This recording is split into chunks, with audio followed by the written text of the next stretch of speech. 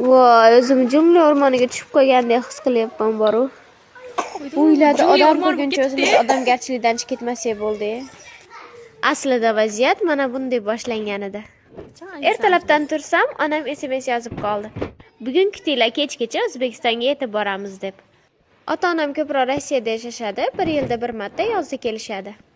Turmush o'rtog'imdan ruxsat so'rasam, hamma yerlar topib olgan gapi nima bilasizlarmi? Uylarni tozalab qo'ysangiz, keyin uyingizga borishingizga bemalol ruxsat beraman. Sizlarda ham shunaqa deyishadimi? Shuning uchun bolajonlarimni oyijonga berib, uylarimni tozalashga kirishib ketdim. Tezroq uyga ketaman deb tez-tez tozalaganim sari ish boshqa joydan qaytib chiqaveradi. Qarasam kech qolyapman, tezda ishlarimni bitirdim-da yo'lga chiqishga harakat qildim. Oyijonam Rossiya yaxshilar ko'z tegmasin. Bugun ota-onam kelarkan ertaroq borib uylarga qarab qo'ymoqchimiz desam, to'g'ri o'ylabsiz, bora qoling, xohlaganingizcha turib keling deb ruxsat berib jo'natib yubordi. Bizga bir yildan oshiq odam kirmagani uchun jungli o'rmondan ham dahshat bo'lib ketdi. Jungli o'rmon ular kelguncha uyat betga qarab, issiqqa qo'yishcha ertaroq opam bilan kevaldi birpas ishlarni boshlab yubordik. Natijalar qiziq bo'lsa bizni kuzatib boring.